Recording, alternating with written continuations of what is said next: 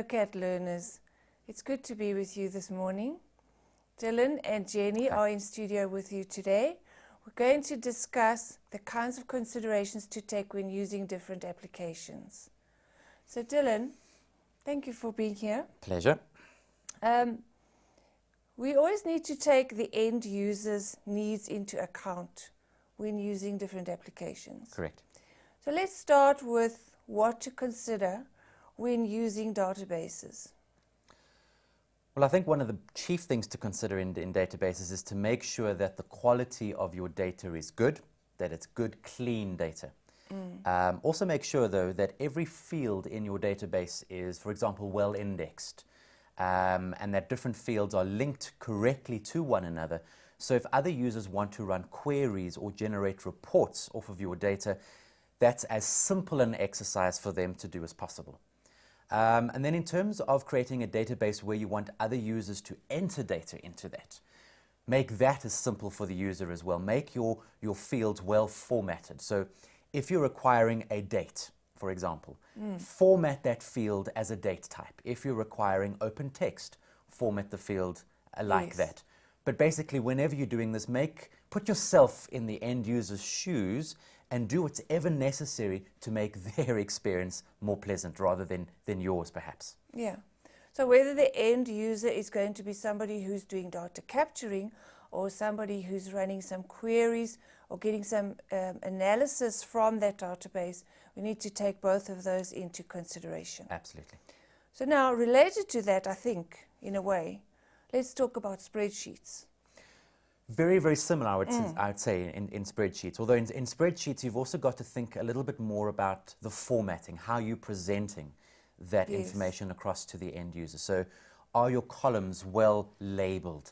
Are you using well-structured formulae? Also use formulae as often as possible.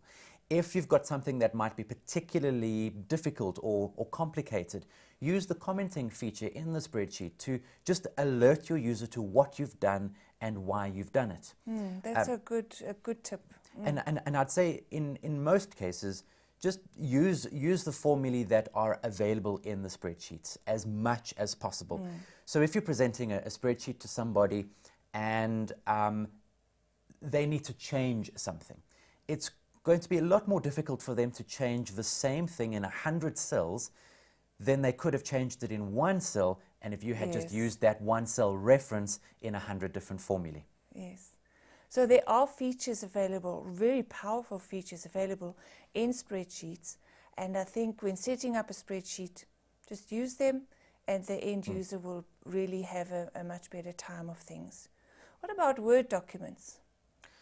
Well, I think when it comes to Word documents, presentation is really important. Use clear typefaces that match the content of the document. So, for example, if you're writing a business report, don't use Comic Sans. That's probably the wrong font face to use in that kind of context. If you are inserting images or tables and graphs into a document, make sure that all of those features are well indexed and well narrated, that there's a heading explaining what the figure is about. Tables of contents, really important. Executive summaries, those kinds of things. Make sure that all of those features are in your document. Make sure that the document is well laid out, well structured, that it follows logically.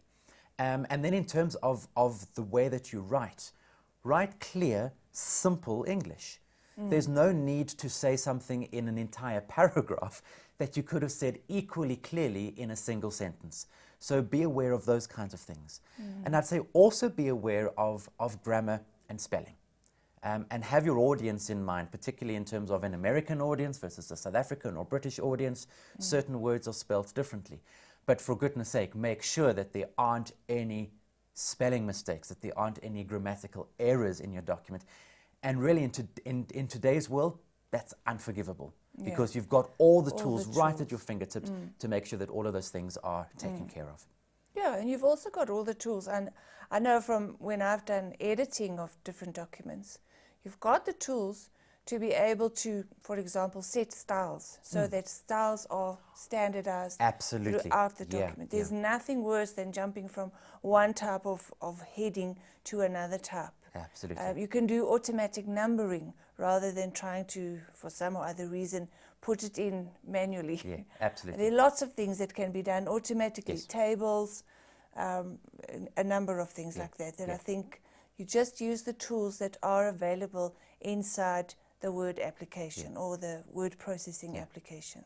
And just one last point, I'd say that when presenting these kinds of documents, always bear in mind that the document or the way that you present it says something about you and says something about the kind of person you are and the kind of care that you take in the work that you do. So if your document is higgledy-piggledy, different styles, different headings, it says something about you, probably not the thing that you wanted to say. Okay. I think a thing that we see a lot of is a website, a number of different websites, and we see good ones and bad ones. So what sort of things, if we were going to make a website, should we consider so that the end user's experience is enhanced? Well, I'd say many of the things that we've just spoken about for documents pertain to websites as well. Make sure that the formatting is clear and concise and consistent. Make sure that there's no spelling or grammar mistakes. Make sure that the font face warrants the kind of website that you're creating. Make sure that the color scheme is easy to look at for extended periods of time. Don't use blinking headings, for example.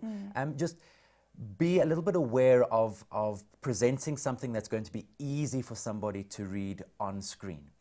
And then we come to things like how that website is structured. And in that case, there are two really important things to bear in mind. One is the information architecture.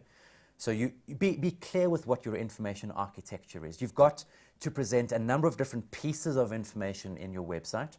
How do those pieces of information relate? What's more important? So what gets preference? What perhaps is further down the page? And related very closely to that is navigation structure. Make sure that it's very easy and simple for people to find the information that they need to find on your website. So if there's something that's really important for your users to find, don't bury it in the third level menu. Put it somewhere where people are going to be able to find it a lot more easily. Okay. I think the things you've mentioned now for websites also relate somewhat to presentations. They do, And I think a lot of us have groaned at certain presentations that we've had to sit through. I've groaned many times. So let's end off with some things to think about when you're putting together a presentation. Well, be aware of the old adage, death by PowerPoint. And that there's very few things in life as excruciating as sitting through a presentation where the presenter is simply reading from a slide. Agreed. That's not what the presentation is for. The presentation is really there to accent, to highlight certain key points. So for my money, the slides on your presentation should have as few words as possible. But if there are words, make sure that those words are really carefully and cleverly chosen. Use a lot of images, use a lot of diagrams to underline and emphasize the kinds of points that you really want to bring home. And I think also always remember that it's important for you to run through your presentation before you give it.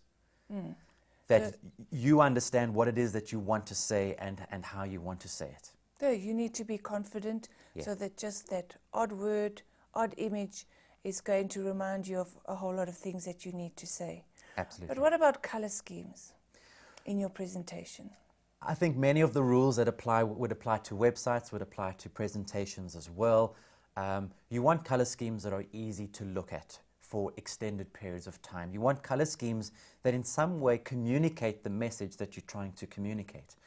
And I think also be aware, and this pertains to websites as well, that certain colors don't go well together.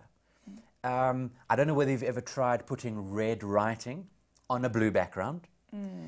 but it's not a happy experience. And for some people, they won't be able to read it. Some people will suffer, and it's not an insignificant proportion of your audience. It can be as high as 10%. Of your audience will suffer some form of color blindness. And so be aware of those kinds of things. There are numerous websites out there that will give you really good advice about what colors will go well with other colors.